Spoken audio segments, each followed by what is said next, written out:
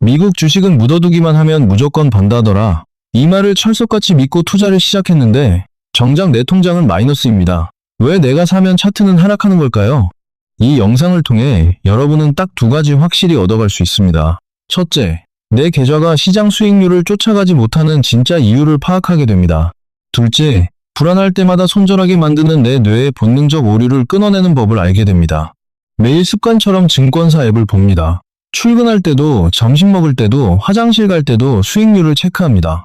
미국 주식은 묻어두면 무조건 번다는 말, 책이나 영상에서 하도 들어서 이제는 상식처럼 들릴 겁니다. 당장 내일이라도 회사 때려치울 생각으로 꼬박꼬박 돈을 넣는데 막상 계좌를 열어보면 힘이 빠지기 일쑤죠. 차트는 분명히 매년 우상향하는데 왜 내 잔고는 제자리일까요? 남들은 다 돈 번다는데 내 계좌는 오늘도 파란색 마이너스 숫자만 선명합니다. 나만 운 없게 고점에 물린 건가? 이런 생각, 사실 주식 좀 해본 사람이라면 다들 한 번씩은 합니다. 여기 미국의 달바라는 곳이 있습니다. 투자자들이 실제로 수익을 내는지 아니면 시장 흐름을 놓치는지 적나라하게 데이터를 까발리는 연구기관이죠. 여기서 발표하는 성적표를 보면 우리가 왜 그렇게 돈을 못 버는지 그 이유가 명확히 나옵니다. 그들이 내놓은 팩트는 간단합니다. 시장이 25% 오를 때 개인 투자자들은 평균적으로 그보다 훨씬 낮은 수익률에 머물렀다는 겁니다. 수치로 따지면 1000만 원당 약 85만 원 정도의 수익이 증발한 셈이죠. 왜 이런 일이 벌어질까요? 답은 멀리 있지 않습니다. 우리가 차트를 보며 뇌로 하는 모든 행동이 사실은 수익을 갉아먹는 방해 공작이기 때문입니다. 결국 투자의 적은 시장의 폭락이 아니라 흔들리는 시장을 견디지 못하고 버튼을 누르는 당신의 조급함입니다. 이제부터 그 85만 원의 행방을 추적하고 왜 당신이 시장의 파도를 타지 못하고 매번 휩쓸리고 있는지 그 근본적인 원인을 낱낱이 파헤쳐 보겠습니다. 남들 다 벌 때 남만 소외되는 그 굴레, 오늘 여기서 확실히 끊어내시죠. 사라진 85만 원, 그 범인은 다른 누구도 아닌 바로 당신의 뇌입니다. 투자자들에게 수익률이 급등하기 직전, 분기는 가장 수익을 내기 좋은 골든타임으로 보이죠. 하지만 데이터는 정반대를 가리킵니다. 바로 그 시점에 개인 투자자들의 매도 버튼을 가장 많이 누른다는 사실 말입니다. 주식이 가장 크게 오를 준비를 마친 순간 우리는 가장 두려움에 떨며 스스로 시장 밖으로 되돌아 나갑니다. 진짜 지금이라도 팔아야 하나, 여기서 더 떨어지면 정말 답도 없는데? 업무 중 화장실에 숨어 증권사 앱을 켜고 파란색 마이너스 숫자를 보며 식은땀을 흘려본 적 있으시죠? 뇌과학적으로 보면 이건 단순한 감정이 아닙니다. 우리 뇌는 숫자를 보고 있는 게 아니라 물리적 통증을 느끼고 있거든요. 계좌에 마이너스 10%, 마이너스 15%라는 숫자가 찍히는 순간 우리 뇌는 그걸 단순한 데이터가 아니라 실제 칼에 베인 듯한 극심한 고통으로 인식합니다. 지금 당장 이 고통을 멈추기 위해 매도 버튼을 누르는 게 과연 당신의 10년 뒤를 위한 최선의 선택일까요? 생존 본능이 뇌 전체를 지배하기 시작하면 이성은 마비됩니다. 지금 당장 이 고통을 멈춰 라는 신호가 온몸의 신경을 자극하고 결국 우리는 그 지옥 같은 상황에서 도망치기 위해 매도 버튼을 누릅니다. 수익률을 포기하는 게 아니라 당장 내 마음의 지옥을 끝내고 싶은 것이죠. 더 무서운 건 스마트폰 앱을 하루에도 20번씩 들락거리며 스스로를 고문하는 당신의 행동입니다. 떨어지는 차트를 보며 심장이 덜컥 내려앉고 퇴근길 지하철 안에서 파란색 숫자를 보며 한숨을 쉬는 그 불안의 루프, 그 루프에 갇히는 순간 당신은 더 이상 합리적인 투자자가 아니라 시장의 먹잇감이 됩니다. 당신이 고통을 참지 못하고 매도 버튼을 누른 그 순간 당신은 8.5%의 수익을 시장에 고스란히 헌납한 꼴입니다. 과연 당신이 그날 그 절박함에 못 이겨 눌렀던 매도 버튼이 훗날 돌아올 엄청난 수익을 모두 포기할 만큼 가치 있는 행동이었을까요? 당신이 던져버린 그 주식, 결국 누군가는 웃으며 죽고 있습니다. 2007년 10월 9일 S&P 500이 당시 사상 최고치인 1565포인트를 찍었을 때 당신이 전재산 1억 원을 넣었다고 칩시다. 그런데 정확히 17개월 뒤인 2009년 3월 9일 지수는 676포인트까지 주저앉습니다. 고점 대비 마이너스 56.8%, 당신의 1억 원은 4,320만 원이 되어 있습니다. 문제는 여기서 끝이 아닙니다. 지수가 그날의 고점을 완전히 회복한 건 그로부터 또 4년이 지난 2013년 3월이었습니다. 고점을 찍은 순간부터 원금을 온전히 되찾기까지 무려 5년 5개월이 걸린 겁니다. 아이는 자라나고 생활비는 계속 나가는데 내 자산은 반토막 난 채 몇 년째 제자리 걸음입니다. 야, 미국도 이제 끝났다는데 나 먼저 뺀다. 점심시간 동료들이 손절 소식을 전할 때 당신은 정말 태어날 수 있습니까? 뇌는 극한의 생존 본능을 떱니다.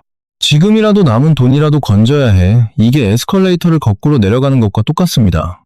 시장은 바닥을 찍고 올라오려는데 당신은 그 에스컬레이터 위에서 살겠다고 아래로 뛰어내리는 꼴이죠. 당신은 이 절망적인 파란 숫자들을 보고도 정말로 난 끝까지 버틸 거야 라고 장담할 수 있습니까? 이 공포를 견디지 못하고 판 사람들은 훗날 계좌가 2배, 3배로 불어나는 그 긴 우상향의 열매를 단 한 입도 맛보지 못했습니다. 우리는 보통 폭락이 리스크라고 생각합니다. 하지만 진짜 리스크는 시장의 하락이 아닙니다. 그 하락장에서 통증을 이기지 못하고 스스로 주식을 팔아버리는 당신의 행동이 진짜 리스크입니다. 만약 그때 버티지 못했다면 지금 당신이 누려야 할 그 거대한 수익은 대체 어디로 다 사라져버린 걸까요? 더욱 충격적인 사실 하나 알려드릴까요? 공포에 질려 팔지는 않더라도 이런 선택을 하는 사람들이 있습니다. 시장이 불안하니까 잠시 현금 쥐고 있다가 저점 확인하면 그때 들어갈 거야. 이성적이고 똑똑한 판단 같죠? 천만에요. 투자 역사상 가장 비싼 수업료를 내는 행위가 바로 이 관망입니다. 찰스 슈왑 금융 리서치 센터가 실제로 실험을 했습니다. 2005년부터 2024년까지 20년 동안 5 유형의 투자자에게 매년 $2,000씩 S&P 500에 넣게 했습니다. 매년 가장 낮은 지점에서 산 완벽한 타이밍의 투자자는 20년 뒤 $186,077를 손에 쥐었습니다. 반면 시장이 불안할 때마다 팔고 현금을 쥐고 대기했던 관망자는요. 현금 들고 기다리면 안전할 거라는 그 믿음, 사실은 내 자산을 말려주기는 가시덤불이라는 거 알고 계셨나요? 관망자는 20년간 총 $40,000를 넣고도 계좌는 겨우 $47,357, 사실상 은행 예금 이자 수준에 머물렀습니다. 놀라운 건 그 다음입니다.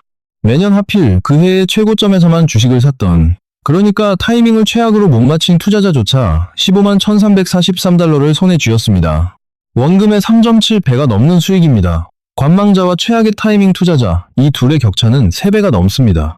투자의 진짜 적은 폭락이 아닙니다. 진짜 적은 시장의 파동을 마치겠다며 시장 밖에서 소송이는 당신의 시간 그 자체입니다. 지금 사야 할 때인가 고민하며 차트를 뚫어지게 보는 사이 시장은 이미 저만치 앞서 달려가 버리니까요. 우리는 대체 왜 이렇게 비싼 대가를 치르면서까지 존재하지도 않는 시장의 바닥을 예측하려 드는 걸까요? 시장을 예측하는 게 얼마나 부질없는 짓인지 이제 확실히 아시겠죠? 데이터를 하나 더 보태겠습니다. S&P 500의 역사를 보면 1년만 놓고 봤을 때는 그 해가 마이너스로 끝난 경우가 대략 4번 중 1번꼴로 있었습니다. 그런데 보유기간을 20년 단위로 늘려서 보면 지금까지의 기록상 20년 롤링 수익률이 마이너스로 끝난 적은 단 한 번도 없었던 것으로 알려져 있습니다. 물론 과거 성과가 미래 수익을 보장하지는 않습니다. 다만 지금까지의 역사가 말해주는 건 분명합니다. 최악의 시기에 들어갔어도 시간을 충분히 주면 원금을 회복하고 수익으로 마무리된 사례가 지금까지는 예외가 없었다는 것이죠. 그럼 그냥 묻어두면 되는 거 아냐? 데이터가 이런 흐름을 보여주는데도 당신이 불안한 이유는 딱 하나입니다. 20년 뒤를 보는 게 아니라 오늘 계좌에 찍힌 마이너스 3%만 보고 있기 때문이죠. 여기서 현실적인 조언 하나 더 보탭니다. 우린 한국 사람이잖아요. S&P 500은 달러 자산입니다. 지수가 아무리 올라도 환율이 곤두박질 치면 원화 수익률은 깨집니다. 그래서 자금의 성격을 나누는 게 투자의 시작입니다. 당장 5년 안에 결혼 자금이나 전세 보증금으로 써야 할 돈을 S&P 500에 넣는 건 투자가 아니라 그냥 도박입니다. 그런 돈은 시장이 조금만 흔들려도 심장이 쪼그라들어서 결국 가장 안 좋은 타이밍에 매도 버튼을 누르게 만드니까요. 20년은 단순히 달력이 넘어가는 시간이 아닙니다. 당신의 본능이 시장의 등락에 둔감해질 때까지 필요한 최소한의 인내 시간입니다. 지금 투자 중인 그 돈, 솔직히 언제 쓸 돈인가요? 혹시 1년에서 2년 뒤에 나갈 전셋값까지 넣어두고 매일 계좌 앱 들락거리며 속만 태우고 있는 건 아닌지 모르겠네요. 오늘 이 이야기를 끝까지 들은 분들은 이제 다를 겁니다. 단순히 수익률만 쫓는 게 아니라 내 돈의 성격부터 구분할 줄 아는 투자자가 되셨으니까요. 오늘 당장 딱 하나만 해보세요. 지금 굴리고 있는 투자금 중에 5년 안에 써야 할 돈이 섞여 있는지부터 확인해보세요. 그것만 확실히 정리해도 다음 하락장에서 매도 버튼에 손이 가는 일은 없을 겁니다. 시장은 늘 흔들립니다. 하지만 그 파도를 견뎌낼 준비가 된 사람의 계좌는 결국 우상향하게 되어 있습니다.